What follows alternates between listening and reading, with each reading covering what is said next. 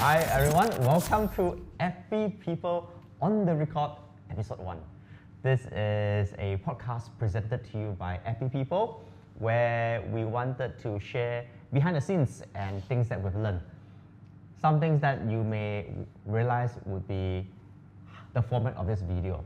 We try to keep it as real as possible, which means we would go uncut, unedited, unfiltered. That's why sometimes we need to rethink before we speak so that we keep everything child-friendly. So for the first episode, we would like to introduce ourselves to you, specifically who we are, how we got into this industry, and most important of all, why did we stay? There are a lot of people that ask us, hey Alan, are you a consultant by profession? I said I am. Are you a consultant by choice, which means did I choose to become a consultant? The answer was actually no. And in fact, most of us here in Epipeople are not a consultant to begin with, and we do not even set our goal to be a consultant in the first place. So for example, Mina has her own educational background, which we wanted to introduce a little bit more. So why not we get it started, right? So Mina. Yes, Alan. Laughing. Introduce yourself to us. Tell us a little bit about your academic background. What did you study and how did you end up in Epipeople? Okay, thank you very much, Alan, for your question. Hello everyone, this is Mina. Academic background, okay, I am junior consultant first at Epipeople, and I have been around for 5+ years. Now is July. I have 3 more months to make it 6 years. So macam indah kerasahan, right? Academically, I came from engineering background. I studied in University of Birmingham, studied civil and energy engineering. And even before that, I had a different academic background. I was from Arabic school. So I think even during the academics, I had quite some transition. So from Arabic school to engineering, which is not the usual path. But then even in engineering, I realized to simply put it, it's not as easy as we think. Yeah. And then apart from that, I think I was having a bit too much fun, right, studying. It's not that I was not studying or anything, tapi I think it was such challenging and yet fun times lah, I would say. So when I came back home, I couldn't get any job. What was your first job? My first job? Okay, my first job was a surprise because I was a scholarship student kan, so I didn't think much about not getting a job. I knew the job deficiency was a thing, but at the same time I was like, okay, I'm bonded, they need to have some work from me. But then I came home, nada juga, like literally I couldn't find any job. And then I started working retail at my auntie, and then that's when we had an idea, okay, why not we make a startup brand? So that's how I got into the startup industry. So your first job was actually as a startup. You started a business. Yeah, we started a business. So it was not a job, you started a business. Correct. Okay. Well, I was hired lah to be. Okay, you were hired. Okay, at a business startup. Correct. By family. Yes. Okay. Curious, you have studied engineering for how many years? 3 years. 3 years. Have you ever performed any task as an engineer? No. So not even one day? During university maybe, okay. Yeah, but after that not really, not any practicing. So you are an engineer, graduate, who has not been a single day an engineer as a professional. Correct. Okay. Then after your first job in the family business, what happened next? After that, I was still job seeking. I was job seeking, but then at that time, I was more open to entrepreneurship mindset because of the startup. I think what fascinated me that time was, okay, if I'm in a big company, I feel like I will just be a small gear.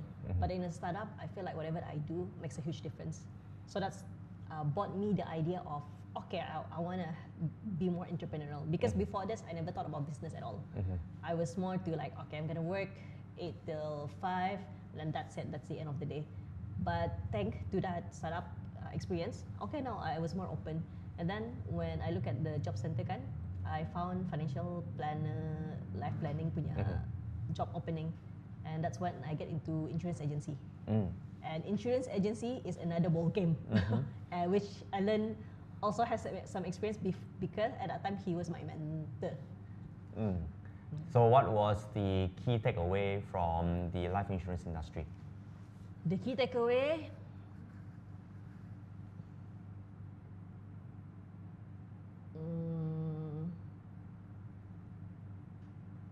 I think there's a shift in terms of takeaway. When I started, I thought it's all about people, right? Because we handle people in terms of trying to communicate properly, trying to pitch, and at the same time trying to handle rejection. But after a while, I realized the biggest takeaway is not just about people, it's actually about myself. I tried to learn how to communicate with people, but no matter how much I do, at the end of the day, it's really me fighting with myself. Like, can I handle the rejection? Can I be okay with other people's decision? Can I just be resilient no matter what is the outcome? So would you say it's more of a personal growth? Yes, definitely personal. So that's what you get the most out of the insurance industry. Yep. And then how did you enter, or how did you transition to Epipeople? Okay, this one is a bit, this is storytelling time.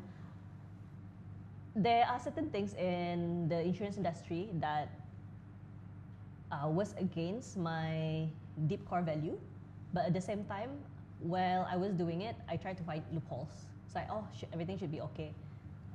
Because in the end of the day, I still give value to the people that I serve. At one point, I couldn't take it. At one point, I couldn't take it. I don't know, things just didn't go well. And then I started ghosting my mentor. Me. I started ghosting my mentor. I remember texting her, Mina, are you okay? No reply. No reply. Blue tick. Blue tick, no reply. And then We met at one of the cafe. The agency had a games night gathering. I didn't expect Ellen to be there, but then Because she ghosted me.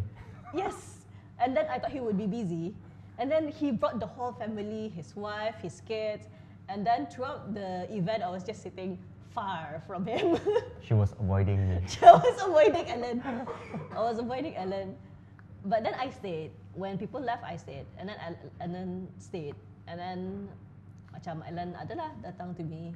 He was worried. He was literally genuinely concerned. Okay, so what's up? It's obvious that something was up. Okay, I told him I wanted to quit, and it was one of the most difficult thing that I had to tell him honestly, because at that time, him as my mentor, I felt truly grateful at that time. The effort that he put into coaching us was more than I could have expected. For example, during COVID and during puasa, he was the one who would insist, okay, let's do a morning check-in. And the things that he did, it wasn't even for him. It was mostly so that I can grow as an agent. That is the reason why it was so heavy for me to tell him the news. Macam, Ellen, I had to quit, because I did not want to disappoint him. But after I said I wanted to quit, he said, actually I know. Actually I know, nothing news. Because as a mentor, he could also sense it kan, and I always had that issue over and over time again. So because of that, it also, one door closes kan, it also opens another door for another thing. After, I think the next week, Ellen asked Chirong lah. Suddenly the ideas just came into mind. I've thought about it, but at the same time, I didn't want to be too bold to ask you if I could work at Epipeople. But Ellen asked Chirong if it was okay, because at the end of the day, it's like we were afraid there's some Conflict of interest. Conflict of Yeah. interest. And I wanted to do it right to make sure that there's proper handover, there's proper communication. There's not about like trying to Take your people. take your people, Yeah, because at that point in time, in another way, they were my clients who I was coaching, who I was mentoring as well, and I want to make sure that there is a mutual respect. So I actually reached out, talk about it, and I think one good thing about Jerome that we have mentioned was that he's very open-minded. He's also very big for professional growth, personal growth as well, and he basically gave the green light, and that's how we were able to kind of have the opportunity to come in and work together. And then I was hired. I still remember the text I sent to Ellen, so it sounds cool. I texted Ellen like this. Ellen, I accept the challenge. I accept the challenge. Okay, good, I'm hired. I think looking back, I felt like that was a important moment for me. I actually forgot about the cafe until you brought it up. I think a lot of times we work with our team members or we work with people that are close to us. We know something is not right, but we don't really talk about it, and we assume that if we sweep it under the carpet, right, everything will just go well. And that was one of the reasons why I truly enjoy what I'm doing right now at Epipeople, because every day we get opportunity to talk to people, understand their challenges in deep, and provide them not just saying in solutions, but if we see fit, maybe it would be training, maybe it would be upskilling, maybe it would be team building, but whichever form it is, the goal is how can we empower them to be better. And that goes back to where, how Epipeople was actually formed, right? EPI stands for empowering people intrinsically. We understand that motivation can come from always, but if the motivation comes from internally as a person, I think they are more than ready. And probably that's the reason why instead of you saying that, okay, I accept the positions or whatever it is, you said, I accept the challenge. I could see the drive, right? I could see the drive. And that brought you here, and you stayed for almost 6 years, coming to 6 years. With that and everyone, that's how Mina got in, and that's how we have our official first junior consultant in the last decade. Speaking of that, we would share more about Mina and why she stayed here, what kept her in, what drives her in our future episode. Today is just our first time seeing you, and we want to introduce ourselves to you, specifically Mina, because I think it's important for people to know who are on our team. Now we know that by academic, she was supposed to be an engineer, but she has never been an engineer for one day in her life as a profession. She started off as a hiree for the family business, and then she moved on to the financial industry. And from there, she pivoted into something that is more of a calling, which is on the training and consultations. And now she has been here officially as our junior consultant. And as of today, she is also a mentor to 2 of our apprentices in our program right now. So I think it comes in a full cycle, and it's just apt that we have her to introduce herself first. So everyone, that is the first episode of Epipeople on the Record. Let us know. We should have a jingle. We should have a jingle. Ding, ding, ding, ding, ding, ding, ding, ding, ding, ding, ding. Let us know if you have any comments, any questions, any feedback. Just drop down in the comment sections. We will attend to it, and we'll see you in the next episode. Bye for now.